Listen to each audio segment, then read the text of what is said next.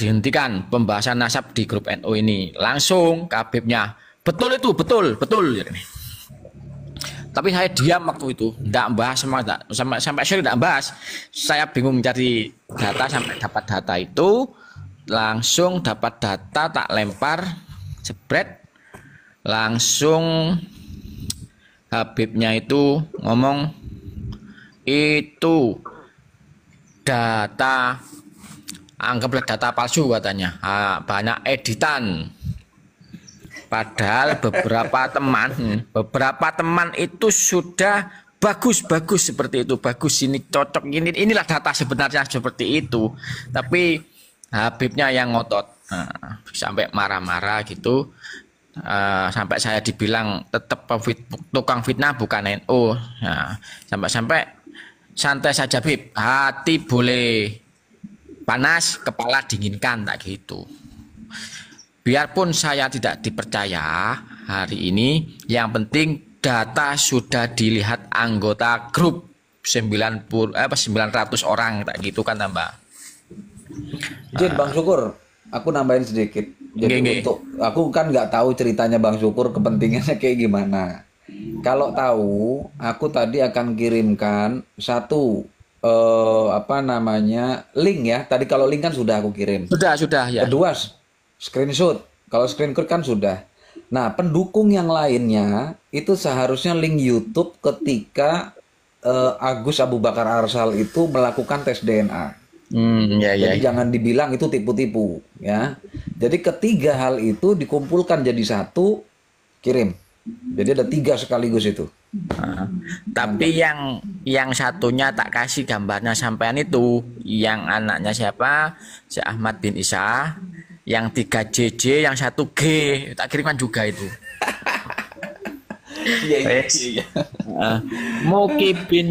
Mukibinnya semakin ndak bicara, cuma 1 Habib itu yang terus ngeyel begitu. Saya tambah diserang sama teman-teman yang 5 sampai diginikan. Ya sudah, kalau benar katakan benar, kalau salah katakan salah, jujur saja Habib, gitu kan. Sampai dihabiskan di grup itu Mbak. Seperti itu. Luar biasa sampai segitunya Bang Syukur. Ya wis mohon doanya, dan ketika butuh data saya pasti ke jenengan semua ini. Terima kasih, lanjut yang lain sudah. Ya.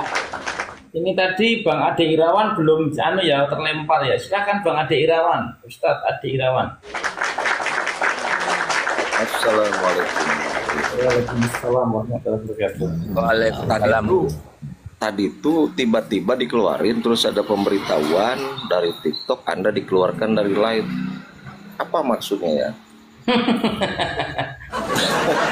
Padahal nggak ngomong apa-apa kan? Mungkin pas nyebut Fakih Mukodam tadi mungkin. Oh iya. Karomahnya Fakih Mukodam kali ya? Ya mungkin sudah ada nama-nama yang tidak boleh disebut atau gimana. Waduh. Yang tidak boleh diunggah. Kayak Voldemort, ya kan? Kok kayak Voldemortnya Harry Potter? Dia yang namanya tidak boleh disebut. Wah. Aduh. Jadi ginilah, saya mau menyikapi tadi narasi dari Mbak Rini ya. Ini korelasi dengan Ba'lawi itu sebetulnya ada orang-orang yang membuat Indonesia atau Republik ini gaduh ya. Karena saya lihat dari beberapa orang ini terkait masalah kisruh atau polemik dugaan kasus ijazah palsu aja ya. Kemudian merambah ke impeachment terhadap Gibran gitu kan, dan lain sebagainya. Itu ya memang itu ditunggangi juga oleh orang-orang yang notabene katakanlah di sini kaum Ba'lawi ya. Karena memang Ba'lawi betul. Ya, Ba'lawi. Betul. Karena memang dilihat kayak banyak kok. Kayak si Tipa itu kader partai itu kan, udah tahu semua lah. Dia anak Abah kan dulu didukung. Rama Carita juga itu.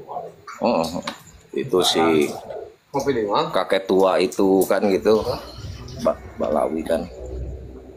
Nah jadi gini teman-teman, sebetulnya sudah sangat jelas dari sisi apapun mereka ini bikin bikin Republik ini repot gitu. Dari sisi tingkah laku, dari sisi tujuan, dari sisi apapun, ya boleh katakan mereka ini layak disebut public endemic lah di Republik ini kan gitu. Nah yang bahayanya kan mereka itu terafiliasi dulu itu dengan HTI, dengan EPI yang notabene dibubarkan oleh pemerintah karena disinyalir, bukan disinyalir, memang dia setelah dilihat gitu kan anggaran dasar, anggaran rumah tangganya saja dari EPI HTI yang dianggap dicap bahwa itu organisasi terlarang, mereka di anggaran dasarnya udah jelas kan tidak mau mengakui bahwa bangsa Indonesia ini memiliki asas demokrasi Pancasila kan gitu. Mereka malahan dalam asas rumah tangganya itu mencantumkan khilafah Islamiyah kan gitu. Makanya mereka kan Bani Balawi ini juga suka bersuara terkait masalah pemerintah, menjelek-jelekan seolah-olah pemerintah juga di pandangan mereka itu dianggapnya kan bugot. Padahal ya lucunya kalau menurut saya sih bukan pemerintah yang bugot tapi mereka yang waris. Atau parah-parahnya boleh dikatakan bugot lah kan gitu. Nah ini kan togut, menyebut pemerintah itu togut maksudnya. Bukan togut pemerintah, mereka yang bugot, yang waris. Biasanya kan tipe-tipe orang seperti ini nggak suka ada pemimpin yang notabene dianggap baik, dianggap bener, ini nggak suka gitu. Nah jadi pada dasarnya kalau menurut saya kalau memang kita tidak terus bersuara tentang Balawi ini atau Khabib ini ya efek kausalnya ya terancam juga persatuan dan kesatuan Indonesia ini kan menurut saya. Ya sekarang isu-isu yang digaungkan terkait masalah ijazah palsu Pak Jokowi dan lain sebagainya kan itu ada hanya sebuah isu remeh-temeh yang memang sengaja tujuannya itu sebetulnya bukan untuk apa-apa karena hanya ingin menciptakan kegaduhan. Tidak senang kalau Republik ini itu saling bersatu, saling menghormati satu sama lain gitu kan. Mereka itu senangnya memprovokasi, mengadu domba, membuat kegaduhan supaya Republik ini mudah dipecah belah. Setelah terpecah belah masyarakat dan masyarakatnya, ya tujuan mereka apa? Membubarkan Republik ini gitu kan. Artinya mereka boleh dikatakan ekstrim kiri juga kalau menurut saya. Yang bahaya kan itu. Jadi kan mengikis rasa kepercayaan masyarakat terhadap para tokoh-tokoh bangsa ini. Gitu. Mereka ya lucunya mereka suka teriak-teriak, kami ini lagi melaksanakan amar ma'ruf nahi munkar katanya kan gitu. Nah amar ma'ruf nahi munkar itu kita kalau mau melaksanakan bukan dengan cara yang munkar, harus dengan cara yang ma'ruf kan gitu. Maka ketika menegakkan amar ma'ruf nahi munkar dengan cara munkar, maka tunggulah kemunkaran yang akan lebih besar kan gitu. Nah, dan lucunya dari mana disebut amar ma'ruf nahi munkarnya? Lawang mereka itu menyebarkan kemunkaran kok. Fitnah sana sini, framing sana sini, goreng sana sini kan gitu.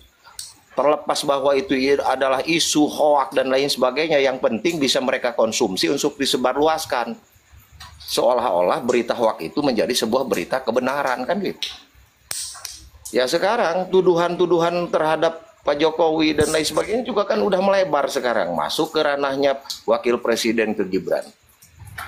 Jadi lebih condong kalau menurut saya ini adalah salah satu upaya orang-orang pembenci ini nih, kaum pembenci ini gitu kan, untuk memecah bangsa. Tujuannya ingin meruntuhkan Republik ini. Itu saja kalau menurut saya. Nah, dengan cara apa? Yang pertama, Jokowi itu kenapa harus didegradasi dari harkat martabatnya supaya masyarakat ini tidak percaya lagi terhadap dia. Jatuh itu tujuan mereka itu bukan ke Pak Jokowi sebetulnya arahnya itu. Kenapa Pak Jokowi dulu yang dihajar gitu kan? Dengan isu-isu itu karena apa? Dianggap Pak Jokowi ini masih memiliki kekuatan, masih memiliki power, masih sangat disegani oleh rakyat, masih sangat dicintai. Sehingga kalau mereka yang mau runtuhkan itu terkait masa impeachment anaknya, yaitu Gibran dari posisi wakil presiden, itu tidak akan kuat sebelum sebelum orang yang menaunginya di belakang gitu kan, bapaknya yaitu Pak Jokowi itu dibunuh dulu karakter. Ini pembunuhan karakter sebetulnya. Lawang apa sih manfaatnya ketika mereka misalkan mengusung isu ijazah palsu itu? Apa sih manfaat yang diinginkan? Kan nggak ada. Ya, Lawang ya, Pak Jokowi ini kan Pak Jokowi ini kan udah lengser. Beliau sudah menjadi warga biasa kan ya. Bukannya berterima kasih kok. Katanya penegakan amar ma'ruf nahi munkar, tapi sendirinya yang menyebarkan kemunkaran kalau menurut saya. Gitu. Itu tujuan utamanya, membunuh dulu karakter Jokowi gitu kan, didegradasi kepercayaan dari masyarakatnya. Setelah Pak Jokowi ini dianggap terbunuh isu-isu mereka, sudah tidak memiliki kekuasaan atau kekuatan atau tidak dicintai rakyatnya, lantas mereka menghembuskan isu, mengimpeachment kepada wakil presiden, kepada Gibran. Nah, Gibran ini niatnya untuk dimakzulkan. Sekarang aja kan isu-isu tentang lobby-lobby partai-partai yang mendukung pasangan Prabowo Gibran kan sudah mulai dia lakukan. Melobi. Nanti kalau kita jatuhkan, kalau kita impeachment itu kan ada kekosongan kedudukan wakil presiden. Ya udah, dari Anda kan partai-partai pengusung memiliki hak untuk mengusung calonnya untuk menduduki posisi wakil presiden kan gitu. Nah, tapi tidak sadar itu tujuannya setelah Gibran itu dijatuhkan, tidak menutup kemungkinan Prabowo pun akan disikat oleh mereka. Kan gitu. Karena apa? Mereka ini sebetulnya jelas tidak mau republik ini berdiri karena mereka inginnya tadi menegakkan apa? Khilafah Islamiyah. Itu tujuannya. Itu makanya ini kelompok-kelompok orang pembenci itu kan di belakangnya siapa juga ya, kaum-kaum Balawi ini juga. Betul. Kaum Balawi ini juga dia sebagai kompor gitu kan, kompor memanfaatkan orang-orang yang barisan sakit hati. Dibakarlah emosionalnya, disuguhkan isu-isu hoak untuk digoreng bersama-sama kan gitu.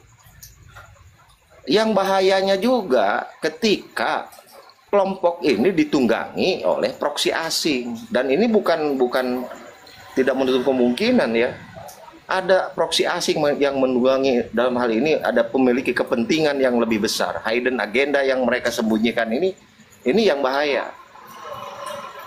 Nah, salah satunya ini kelompok-kelompok itu ya terdiri dari ya Balawi itulah ada di dalamnya. Saya yakin ya, buktinya sekarang impeachment terhadap Gibran itu kan dari Balawi juga. Nah, sekarang yang dilaporkan kayak si Roy Suryo, si Rismon, si Tipa, larinya kemana minta perlindungan? Kemarin kan menghadap ke Rizik Syihab kan gitu. Bener nggak? Menghadap mereka mencari perlindungan ketika sudah dilaporkan oleh Pak Jokowi dengan 310-311-nya kan? Ya. Akhirnya merapatlah ke Balawi itu. Nah, di sini kan udah ketahuan sebetulnya biang kerok atau dalang orang-orang yang sekarang suka fitnah-fitnah kaum pembenci itu ya Balawi-Balawi juga. Makanya genetik G ini memang Yahudi. Kebiasaannya menjajah. Dia mengaku orang paling hebat, paling suci, tapi sebetulnya dia itu menjajah sukanya. Masyarakat kita ya dijadikan objek kok, bukan dijadikan subjek. Seolah-olah mengaku dirinya paling hebat, paling suci, bahkan menghujah bahwa satu orang Habib yang bodoh itu lebih utama daripada 70 ulama yang alim alamah. Dari mana itu dasarnya kan? Karena memang genetik ini, tipe-tipe seperti ini memang kenapa dulu itu Nazi menghabisi mereka. Populasi, kan yang Nazi lakukan itu pembantaian itu ya genetik itu G. Jadi ada untungnya dulu Nazi itu membantai kaum Yahudi ini. Coba kalau populasinya masih banyak, sedikit aja di republik ini populasi mereka, bahaya kok negara ini. Kan gitu. Ini nih makanya kalau kita kait-kaitkan, ini sumber pangkal pokoknya juga yang harus bertanggung jawab tentang kisruh yang ada yang seolah-olah dibesar-besarkan ini ya Balawi-Balawi juga di belakangnya. Mau lari kemana kayak ujung-ujungnya tetap ke Balawi. Makanya tetap kita teman-teman tetap semangat untuk menyuarakan kebenaran. Saya tidak terima ketika republik ini diobok-obok oleh orang luar. Kan gitu. Itu aja sementara narasinya, saudara. Ya, monggo yang lain. Ini ada Pandito Acong, ada Cocok Boy, ada Opa Ulan. Opa Ulan dulu lah, silakan Opa Ulan. Baik, terima kasih, Host. Padahal di sini ada yang lebih kompeten nih, Bang Pandito Acong sama Bang Cocok Bolowi, tapi sementara saya dikasih kesempatan untuk bicara ya. Pandito Acong nanti pas iklan.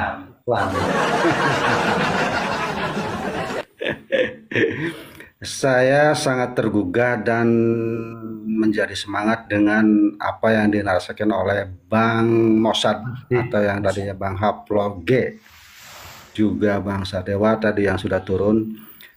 Sangat membakar sekali semangat saya untuk selalu menyuarakan. Dan memang betul, kita jangan bosan-bosannya menyuarakan kebenaran atau kebusukan daripada klan-klan Ba'alawi yang berusaha menjajah, berusaha mencaplok negara Indonesia tanpa senjata. Dengan cara apa? Yaitu tadi yang disebutkan, bahwasanya mereka menjajah tanpa senjata dengan gaya spiritual atau agama. Dengan yang tadi disebutkan oleh Bang Ade, bahwasanya amar ma'ruf nahi munkar. Tidak ada amar ma'rufnya di sini, tapi munkarnya yang selalu digaung-gaungkan. Mereka berlindung di balik agama dengan berlabelkan cucu Nabi, sehingga bisa mendoktrin para muhibbin yang belum mendapatkan hidayah dari Allah Subhanahu wa Ta'ala, sehingga otak-otak mereka belum terbuka. Dan bahkan ada yang sampai bilang rela mati demi Habib. Itu sungguh luar biasa sekali doktrin yang sudah tertanam di hati dan pikiran mereka. Jadi begini ya, betul kata Bang Ade, bahwasanya dulu kaum Yahudi Ashkenazi itu dibantai oleh Nazi, yang pada saat itu pimpinannya adalah Hitler. Dibantai itu hampir separuhnya mungkin. Yang lainnya lari kalang kabut, entah kemana, ke negara mana. Ada yang ke Spanyol, ada yang ke India, dan ada juga yang ke Palestina. Itu dirawatin sama Palestina, itu dirawatin, disambut. Artinya disediakan tempat, tapi pada akhirnya kan mencaplok. Dan Hitler pada saat itu bilang, biarkan dunia mengecam saya, tapi dengan apa yang saya lakukan, semuanya akan paham dan tahu siapa itu Yahudi Ashkenazi.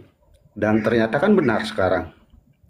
Contoh paling gamblang, paling real, bukan contoh ya, kenyataannya bahwasanya Israel itu banyak keturunan Yahudi Ashkenazi yang berhaplo G.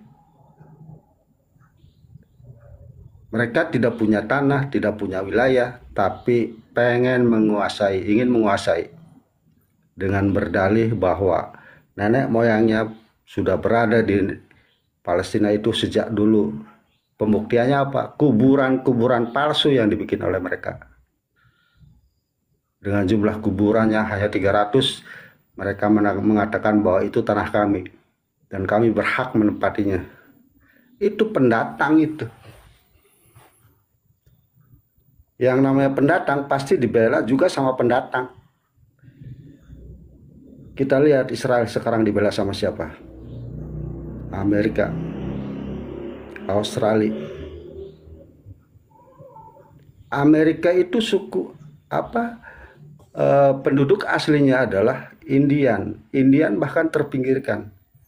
Kebanyakan di Amerika itu pendatang, dan yang berkuasa di sana kita bisa lihat dari golongan Yahudi Ashkenazi yang berhaplo G.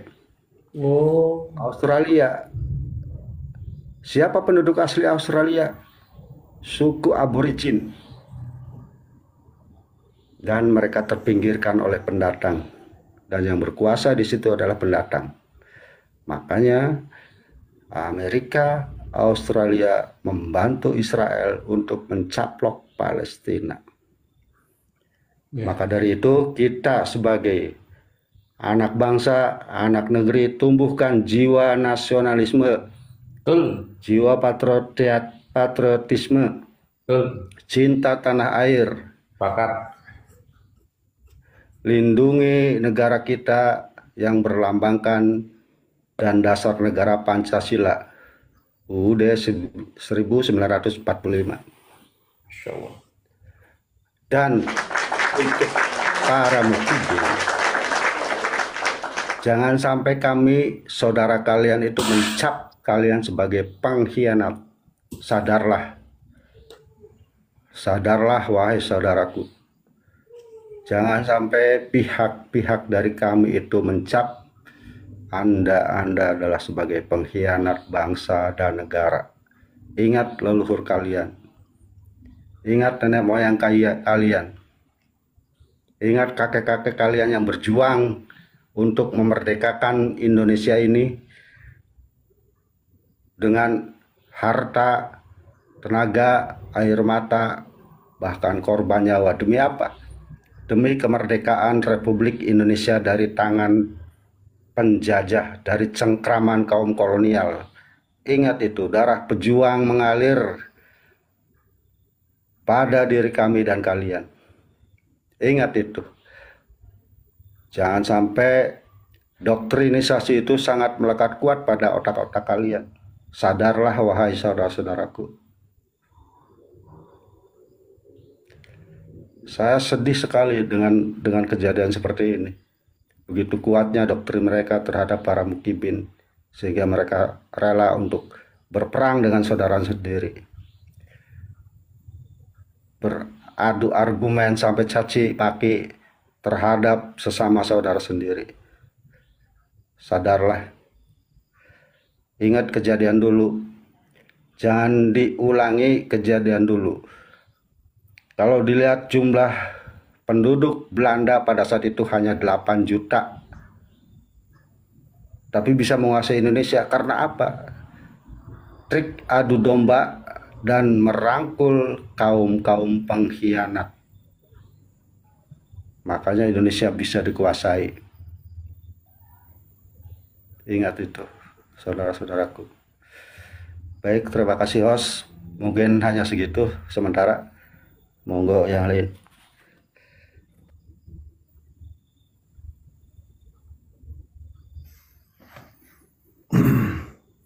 Luar biasa ya, Bang Opa Arlan. Ya, ini memang benar teman-teman ya. Apa yang dilakukan Mbak Alawi itu semenjak kehadiran mereka di tanah Pertiwi ini sudah membuat gaduh. Ya kan? Sudah membuat gaduh, sudah membuat kerusakan di mana-mana, pecah belah, persatuan kita dipecah-pecah, diiris-iris. Nah, ini keluar dari semangat kita, giroh kita sebagai bangsa. Saya agak badan sebagai bangsa untuk kita bersatu padu membangun negeri ini.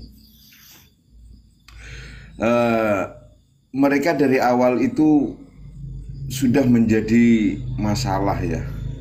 Semenjak kita tahu sejarah dari 1948 gimana mereka melawan secara fisik ya kan, dengan mengadu domba dengan mempengaruhi, mendoktrin masyarakat untuk masuk kepada PKI melalui Musa Al-Munawwar. Ini sudah gagal ya kan.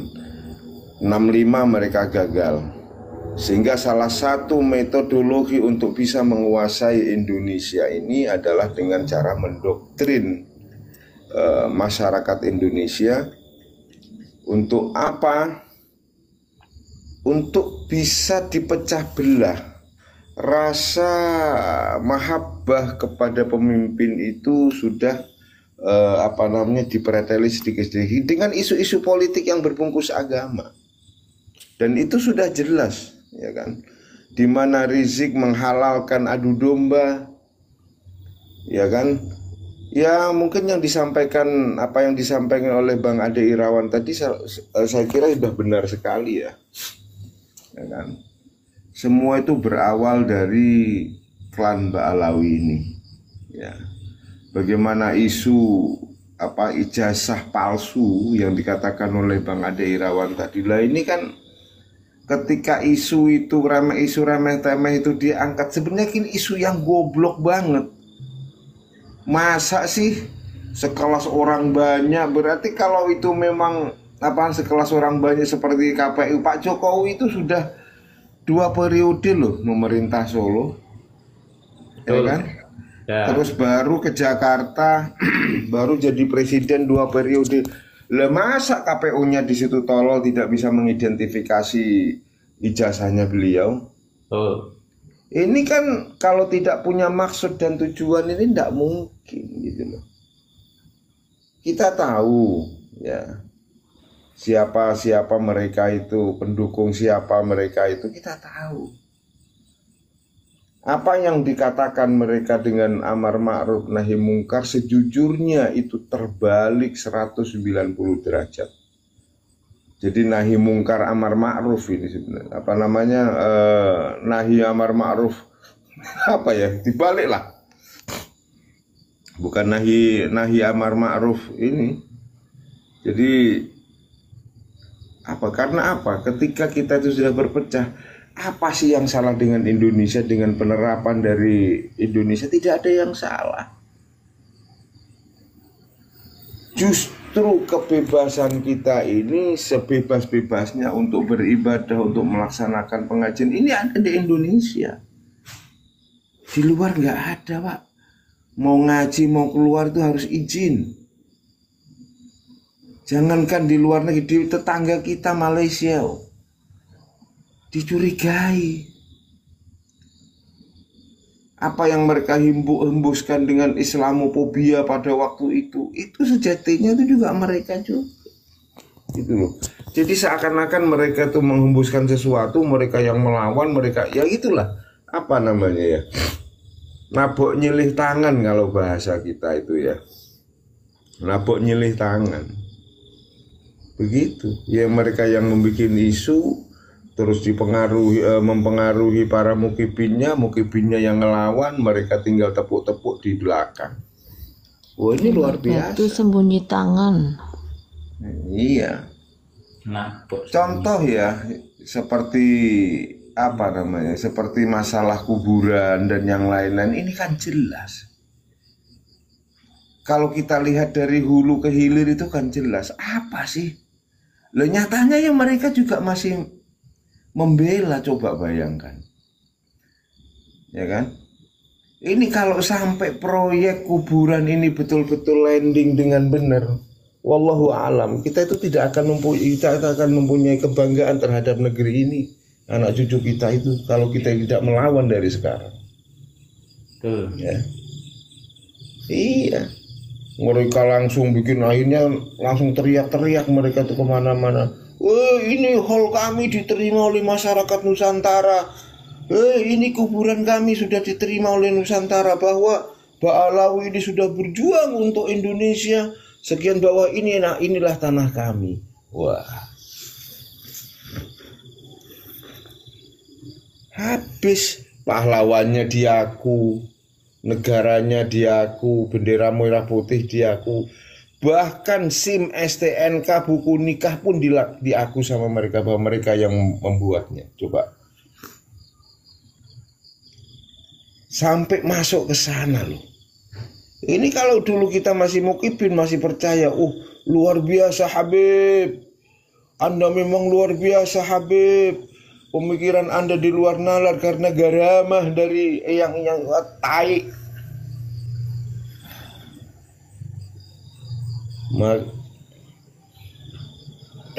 Saya jadi teringat masa lalu ya. Artinya dulu saya digenjot sampai lembur, sampai enggak karu-karuan untuk bisa memprogramkan ini. Tahu-tahu kita sudah jadi kok Sedih kok mbok inget aja. Cerita apa berarti Bang Cocot. Iya, jadi jengkel gitu loh. Ingat jadi muhibin Habib. Manusia kardus itu. Oke, terima kasih host. Iya, Malah jadi loro hati saya gitu. kita tulisnya Mungkin yang lain lah. ini Pandito Acong. Pandito Acong, waktu dan Silakan tempat Pandito dipersilahkan. Acong. Wah, sepertinya masih jauh dari perangkat beliau. Nah, ini ada Pitagoras. Sebentar. Ya, dah. Aku nek ra ngombe jamu iki gak penake lha iku kudu ngombe jamu entek-entek tak mene kowe.